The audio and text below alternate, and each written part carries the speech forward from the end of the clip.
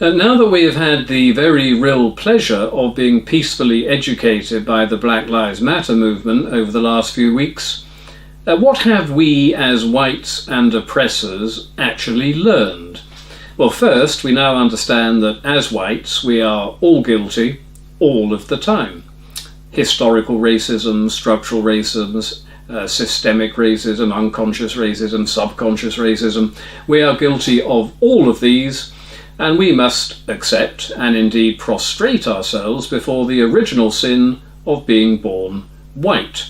And we must work tirelessly to both recognize and act upon our collective guilt, our collective privilege, and our collective power centered around our near criminal white existence.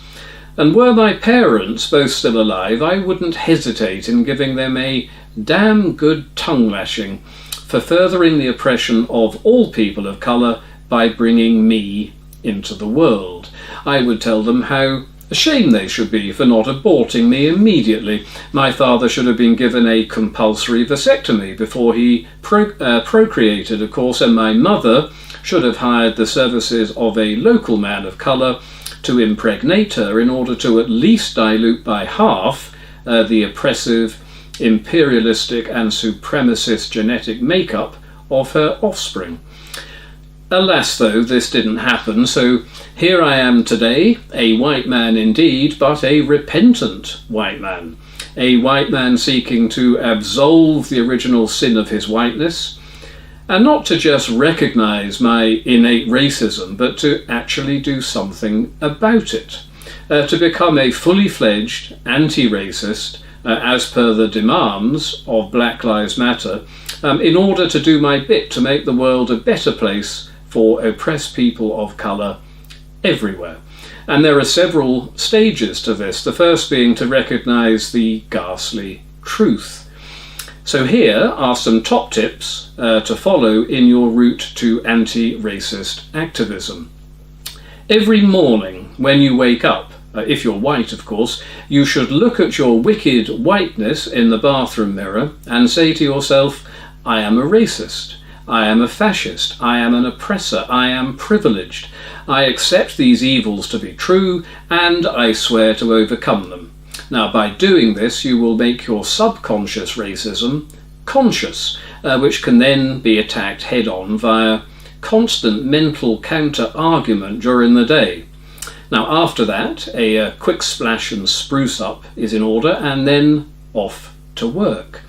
And should you happen to see a person of colour on the street whilst on your commute, you should gently and submissively approach them with your arms held out in a beseeching manner whilst apologising for past colonial sins, prior to offering them a pound coin, or at least 50p, as a form of financial reparation. Now, I have to say I do this all the time, and the people of colour are always tremendously gratified by such sincere anti-racist action.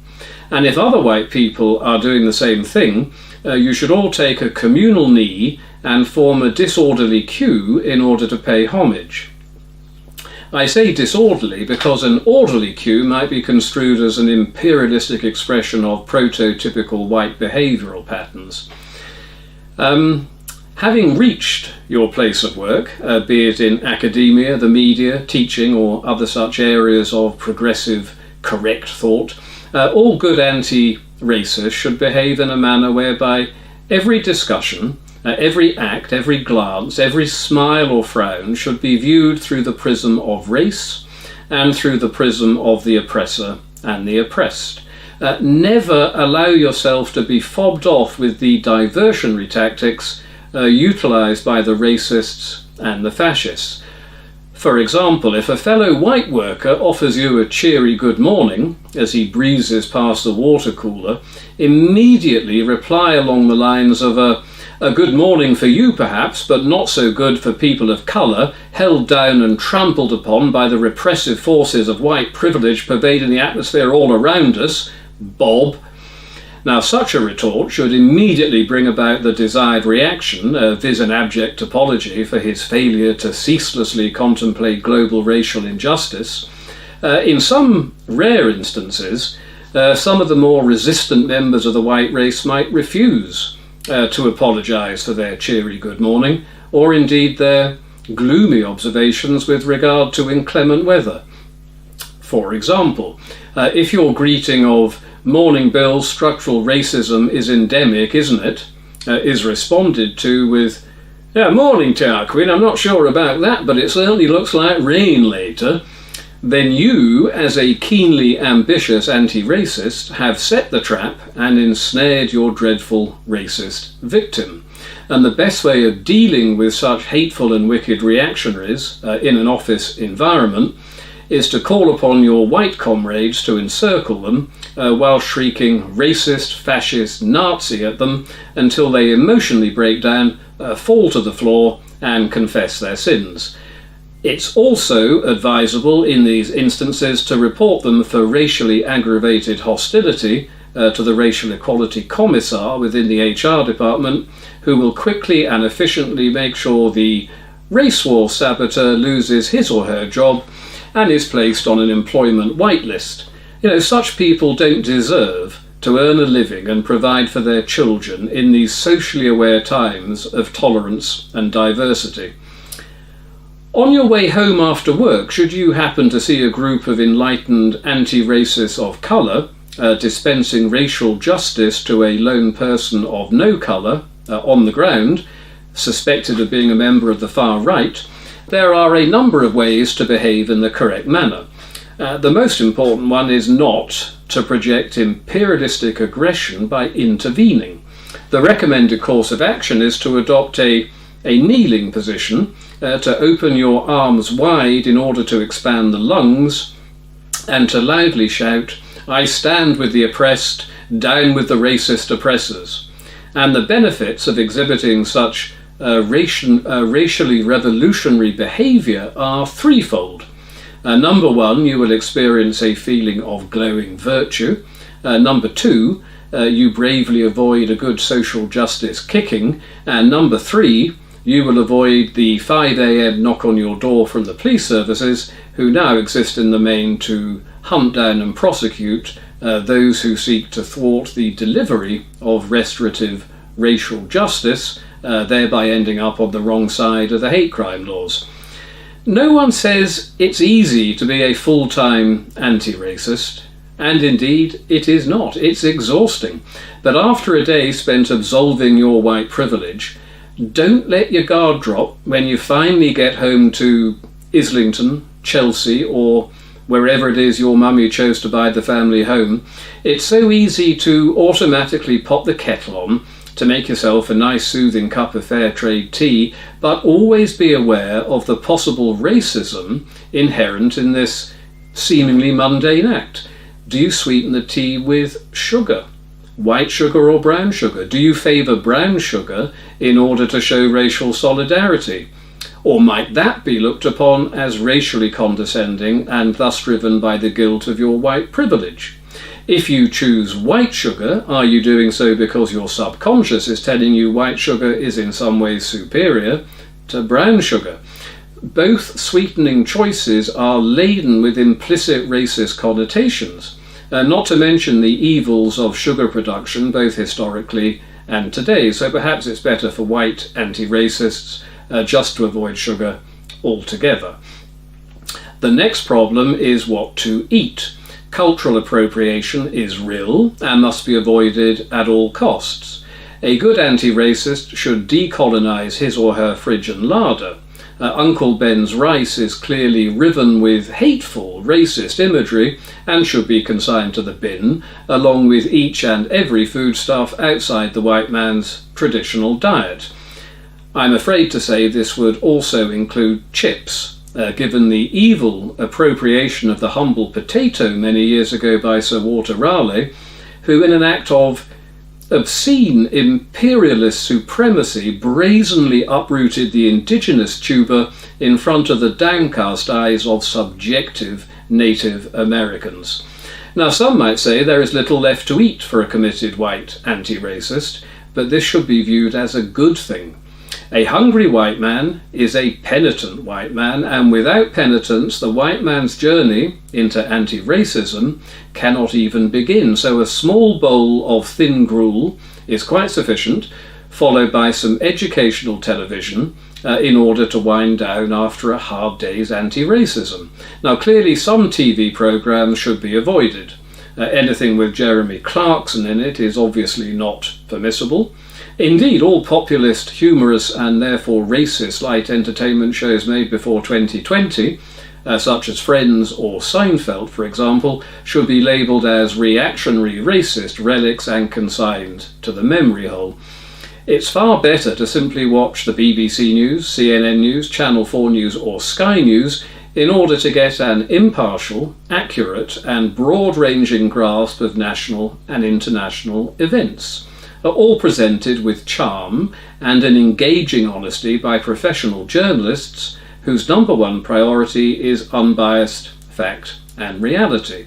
Many of you would have noticed the deep-seated integrity and the honourable quest for the truth exhibited by these plucky journalists in their recent reporting on the Black Lives Matter movement, which was presented to us as a politically impartial human rights movement driven by a desire to protect the lives of all people of colour, or at least black people of colour, or at the very least black people of colour who aren't policemen or policewomen. Actually, I'm not sure where Black Lives Matter stand with regard to brown people, now I come to think about it. Perhaps someone should ask. But thankfully, though, the central message of collective white guilt has been fully absorbed by the nation's deep-thinking footballers and philosophical sports journalists, such as the Daily Telegraph's Paul Hayward, along with all the politicians, and somewhat masochistically the police themselves, many of whom have taken the knee, in some cases both knees, when it comes to senior police officers, be they white, black, brown, heteronormative or Commissioner Dick, thus leaving any criticism of Black Lives Matter solely in the hands of the racists, fascists and Nazis who try to discredit this admirable and wholesome organisation with scurrilous claims that if the police were defunded and the prisons emptied, as per Black Lives Matter demands, it's quite likely that the deaths of hundreds of youths of colour falling victim to the knives of other youths of colour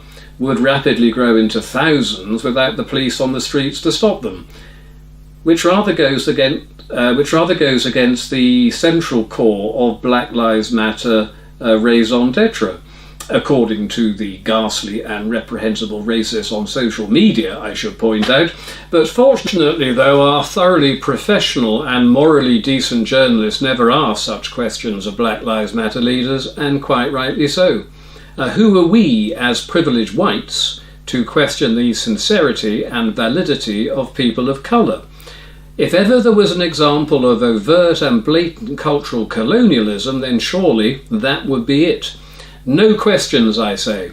Instead, we should all take the knee and give praise to the BLM movement for their inspired, peaceful, compassionate ideology and rhetoric, which can only strengthen the ties that bind multicultural communities together, and has in no way, and I want to be really clear about this, set black against white and white against black, thereby destroying in one fell swoop all the advances made in Britain's race relations over the last 50 years. And with such positive progressive thoughts, it's time for bed for keen young anti-racists, but a word of warning: no matter how hard you try to promote anti-racism each and every day, the nights can be testing. As you settle into a deep slumber, racist dreams can sometimes make themselves apparent. For example, even I, the other night, awoke in a cold sweat, shaking uncontrollably and hysterically quoting Martin Luther King's now thankfully discredited and wickedly racist mumbo-jumbo about judging people by the content of their character rather than the colour of their skin. And this, of course, is no longer in tune with the ideology of Black Lives Matter, so such counter-revolutionary dream crime must be resisted with all of our anti-racist mental strength. And should you be concerned about dreaming politically impure thoughts, there's a new device on the market called a prejudometer. It's the brainchild of Dr. Sigmund Spoonbender, head of the Viennese School of Postmodern Racial Psychoses. It's a mains-powered device with a special anti-racist app built into the software, and it connects via electrodes to the forehead and a crocodile clip to the testicles. And the merest hint of dreams involving the dangerous and subversive ideas of Martin Luther King triggers the prejudometer, and it delivers a short, sharp shock just where it hurts.